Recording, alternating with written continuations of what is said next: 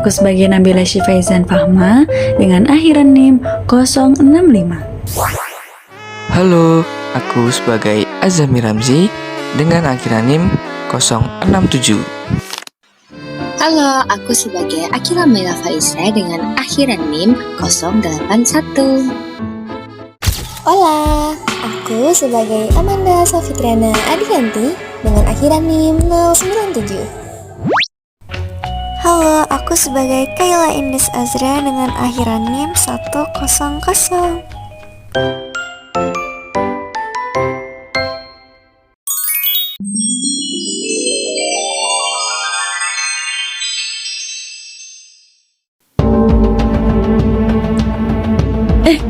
Lupa minum obat. Aduh, nanti aja deh.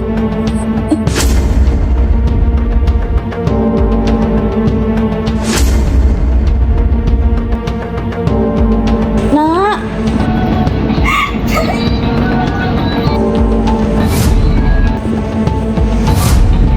Nak.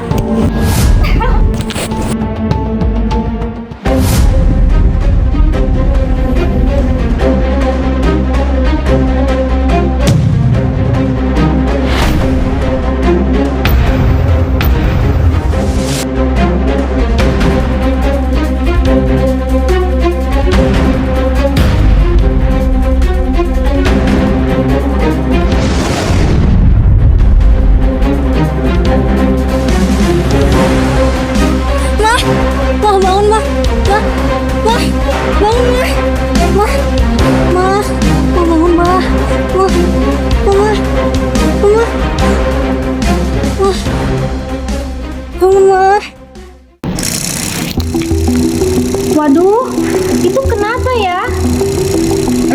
Kalau mau tahu, simak video berikut ini.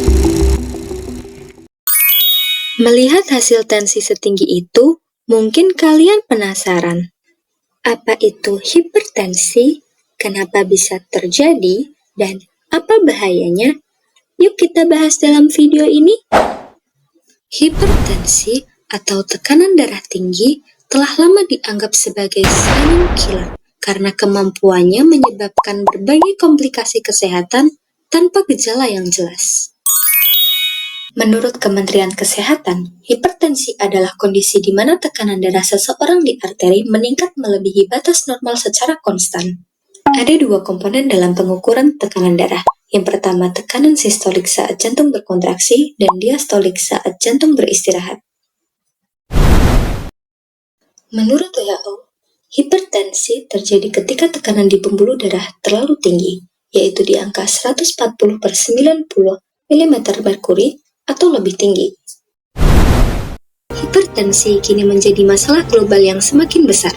WHO mencatat jumlah penderitanya melonjak dari 650 juta pada tahun 1990 menjadi 1,3 miliar orang dewasa pada 2019. Hampir 1 dari 3 orang dewasa hidup dengan hipertensi.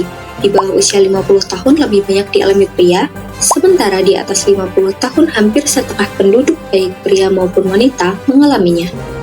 Setiap tahun hipertensi menyebabkan lebih dari 10 juta kematian yang sebenarnya bisa dicegah. Namun sayangnya, hampir setengah penderitanya tidak pernah terdiagnosis, dan hanya sebagian kecil dari mereka yang berhasil mengendalikan tekanan darahnya.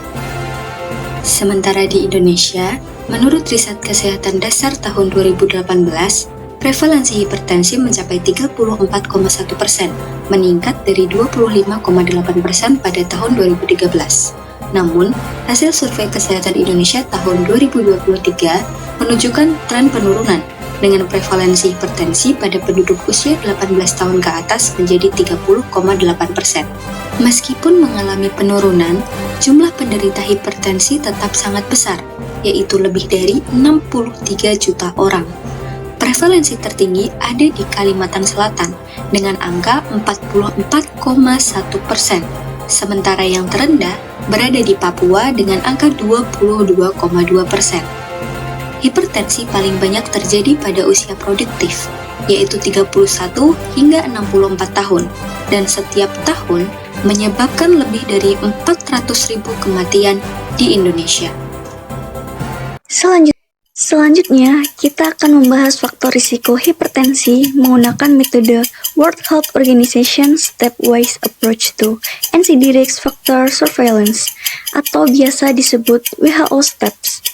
Metode ini menilai faktor risiko secara bertahap dari yang paling mudah diobservasi hingga yang memerlukan pemeriksaan laboratorium.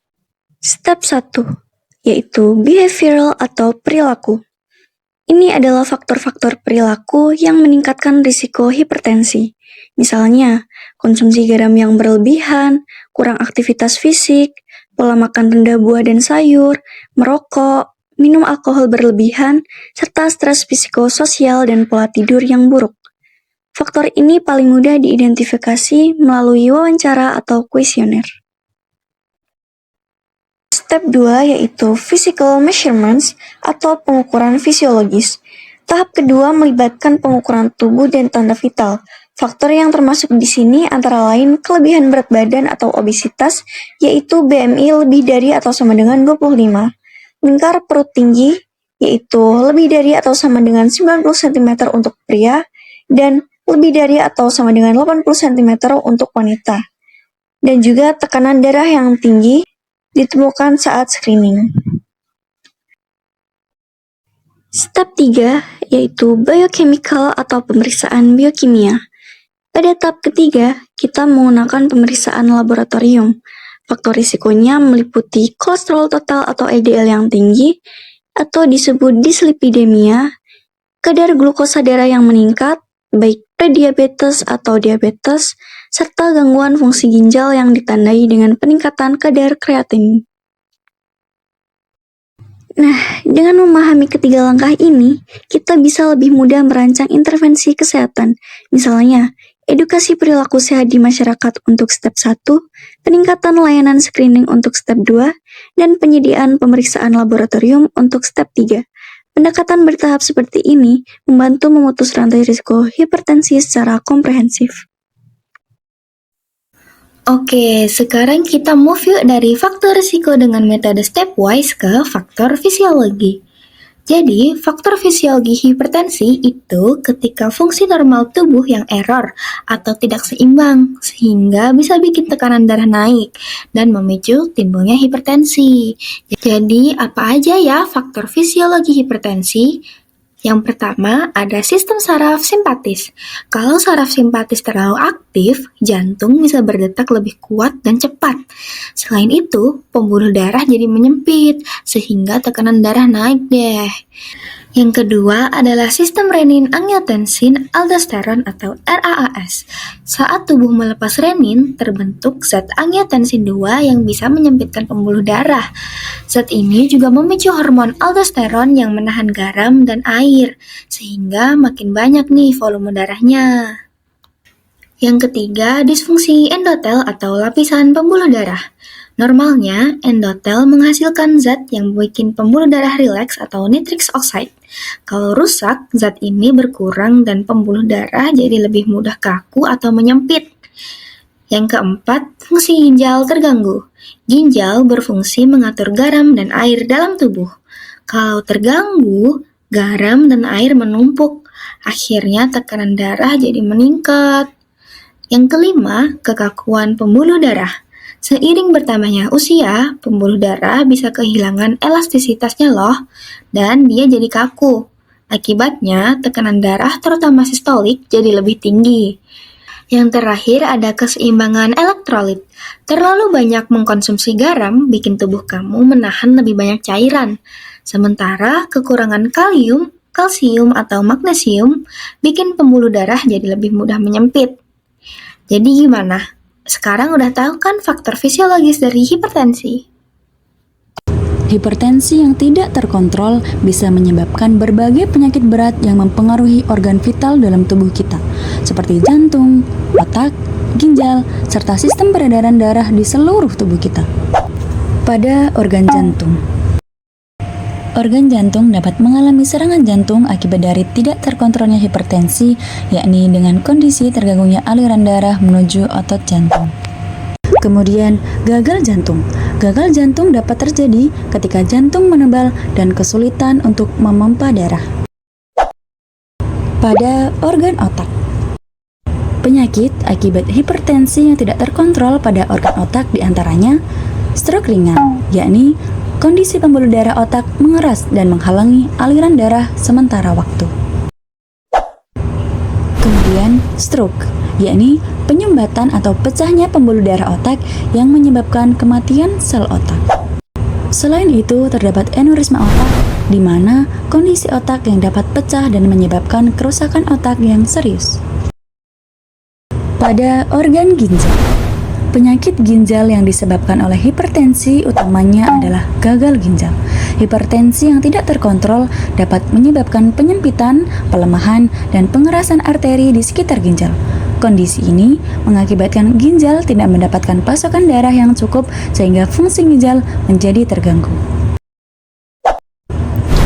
Selain gagal ginjal, hipertensi juga dapat menyebabkan nefrosklerosis, yaitu pengerasan pembuluh darah kecil di dalam ginjal.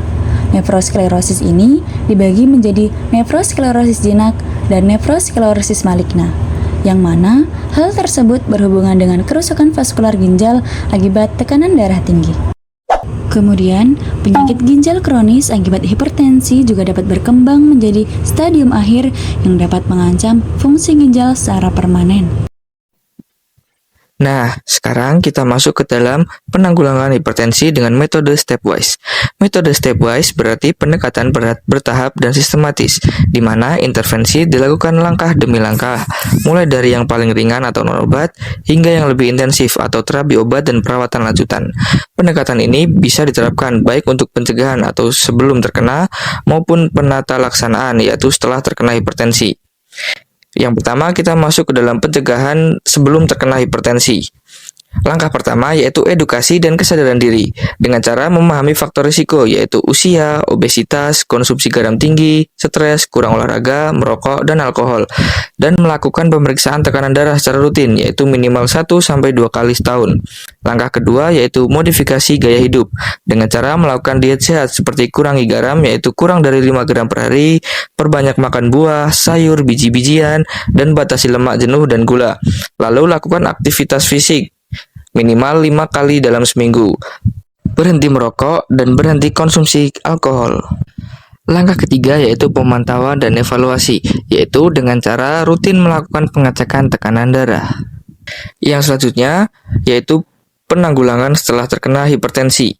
Langkah 1 yaitu non-farmakologis, yaitu dengan meneruskan semua modifikasi gaya hidup yang telah dilakukan sebelumnya. Lalu turunkan berat badan hingga IMT normal dan kurangi stres dan tingkatkan aktivitas fisik. Langkah kedua yaitu terapi farmakologis, yaitu dengan obat. Jika tekanan darah tetap tinggi setelah 3-6 bulan perubahan gaya hidup, maka dokter akan mulai terapi obat anti hipertensi bertahap sesuai dengan derajat hipertensi. Step 1 yaitu monoterapi. Step 2 yaitu kombinasi 2 obat atau dari golongan berbeda.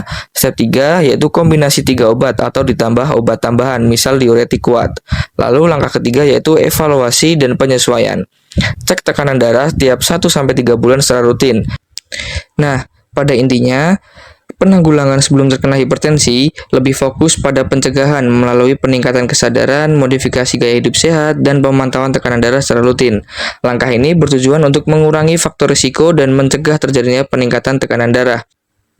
Nah, sedangkan penanggulangan setelah terdiagnosis hipertensi, penanganan dilakukan secara bertahap, mulai dari perubahan gaya hidup non-farmakologis, kemudian dilanjutkan dengan terapi obat jika tekanan darah belum terkontrol, serta diakhiri dengan penata laksanaan komplikasi bila sudah terjadi kerusakan organ. Dengan penerapan metode stepwise secara konsisten, hipertensi dapat dicegah, dikendalikan, dan komplikasinya diminimalkan, sehingga kualitas hidup penderita tetap optimal dan risiko penyakit kardiovaskular tetap dapat ditekan. Gimana guys? Sekarang udah tahu kan tentang si silent killer hipertensi? Hipertensi bukan cuma urusan orang tua. Remaja seperti kita juga bisa terkena loh. Yuk hidup chill dengan tetap peduli kesehatan dengan banyak minum, banyak gerak, dan hindari rokok. Mulai dari hal kecil seperti kurangi konsumsi makanan asin, rutin cek tekanan darah, dan jangan lupa kelola stres. Badan sehat, hidup pun lebih produktif. Yuk, jadi generasi sadar kesehatan, bersama kita lawan hipertensi dengan pola hidup sehat dan positif setiap hari. Karena gaya hidup sehat itu bukan tren, tapi kebutuhan. Tekanan darah tinggi berbahaya. Cakep. Gejalanya sering tak terasa. Cakep. Yuk jaga pola makan dan olahraga agar tubuh tetap sehat dan bahagia. Yeay! Stay cool, stay healthy, berhipertensi.